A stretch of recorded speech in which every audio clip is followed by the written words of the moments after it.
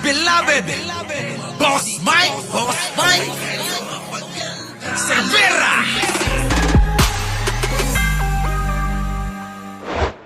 Ano ba yun? Yun, oh. Yung transaction ko talaga sa kanila eh. Nagbibigay sa babae through Charlie Tan. Yan, mga kababayan, nilaplap ni Pulong. Ayan, oh, mga kababayan, oh, nilalaplap ni Pulong, oh. Ano kaya ang pakiramdam ng asawa ni Pulong ngayon, ano?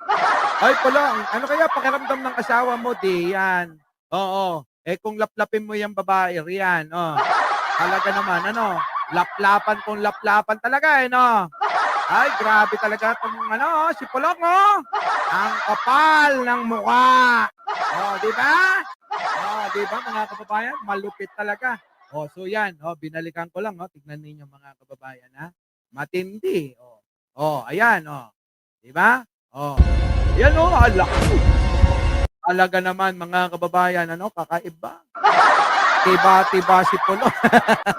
Tiba-tiba sabi rin Nixon. Grabe, no? Ang kapal ng mukha. Oh, di ba?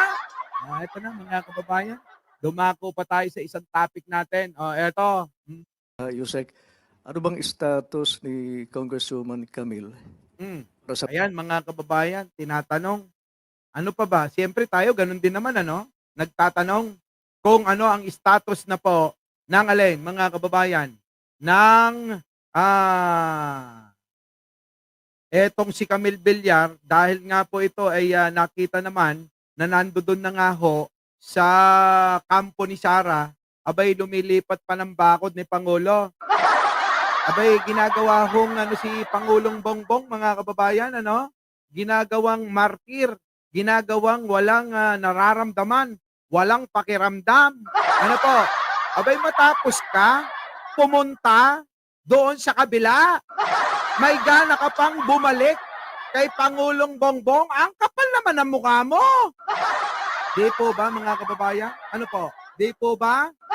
Oh, kita nyo, oh, eto na. Panoorin nyo. Pangulo, naroon pa po ba yung tiwala? Bahagi pa rin siya ng alyansa. Ayan.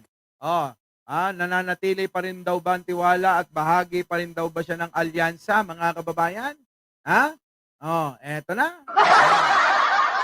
Unang-una po, ang Pangulo po, ang nais niya na makasama sa gobyerno ay mga taong tapat sa tao, Patay. tapat sa tungkulin.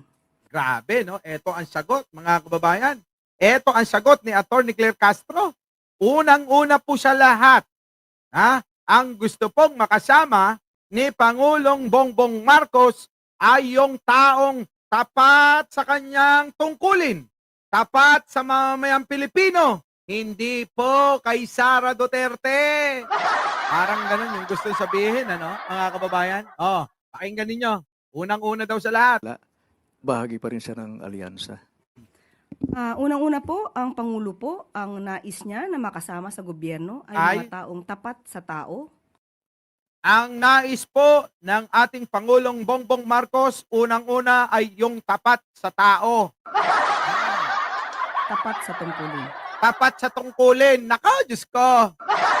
Eh, parang gusto nating isiksik yung prime water din eh, no?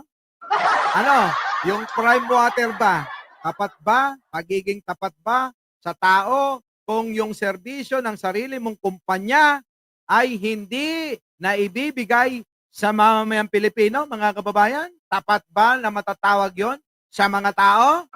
Hindi po, mga kababayan. Hindi po. Oh, yung tuloy. At hindi pansarili ang inuuna. Yon, hindi po pansarili ang inuuna. Ay kita nyo naman, mga kababayan, ang inuuna po ni Villar ay yung manalo lang siya. Sukdulan, mga kababayan, na mag-cheat na siya kay Pangulong Bongbong sa pamamagitan ng pagsama kay Sara Duterte na si Buday. Si Buday! Oh, di ba? Lang niya si Buday sinamahan ni Villar. Oh, tuloy. Pinili po ng Pangulo ang mga senatoriables po sa alyansa. Oh, pinili ni Pangulo ang mga senatoriables sa alyansa, mga kababayan, dahil po ang Pangulo ay, Dahil yun po ang kanyang paniniwala. Yan, dahil po yun ang paniniwala ng Pangulo. Kung meron po man na Na? hindi makakatugon sa ganitong klase ng kanyang paniniwala na Kung meron mang na hindi makakatugon, mga kababayan, sa ganyang paniniwala ni Pangulong Bongbong, ang ibig sabihin, ay okay ninan, idam. Sabi, idam. Diyan mo mag-isa. Parang ganun, ano, mga kababayan, ano? Tuloy. maging tapat sa tao, maging tapat sa taong bayan, Hmm. ang tiwala pong iyon ay maaaring mawala. Kita nyo, kung hindi man lang kayo magiging tapat sa tao at sa taong bayan at sa ating bansa, maaaring mawala ang tiwala ni Pangulong Bongbong. Kung ang tanong ay nandoon pa ang tiwala ni Pangulong Bongbong kay Camille Villar, mga kababayan, kayo na sumagot dyan. Sa tingin ninyo, nananatili pa kaya ang tiwala ni Pangulong Bongbong kay Camille Villar sa kabila ng mga nangyari na hindi inaasahan ni Pangulo na bigla na lang makikita na itong si Villar ay nakikipag-appear. Tayo, sumakit ang ulo ko. Di ba, mga kababayan? Kay Aling Buday. Yun po, mga kababayan.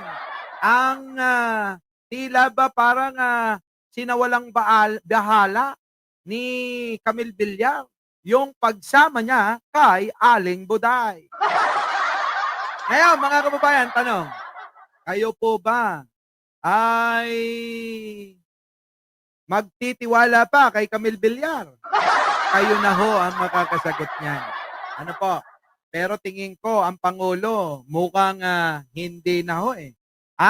Kung ang pagbabasihan natin ay ang kataga at mga sinabi ni Atty. Claire Castro, tingin ko hindi na ho pagtitiwalaan ni Pangulong Bongbong si Camille Villar. So mga kababayan, inabot na tayo ng mahabang oras.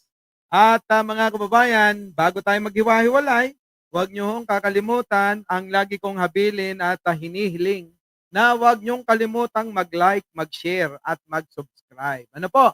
So magkita-kita po tayo sa mga susunod na mga panahon.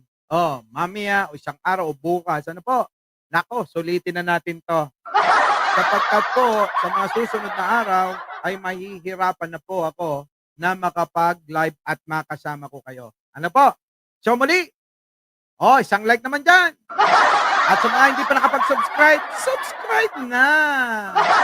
At ako po ang inyong lingkod, Mike Cervera po, lagi nagsasabing, mahalin natin ang ating kapwa, ipagdasal po natin lagi ang ating bansa. Magandang umaga, magandang hapon at magandang gabi. Sa mandako ng mundo, naroon kayo. Siyempre, magandang buhay na rin para sa ating lahat. Maraming salamat po. Our beloved Boss Mike, Boss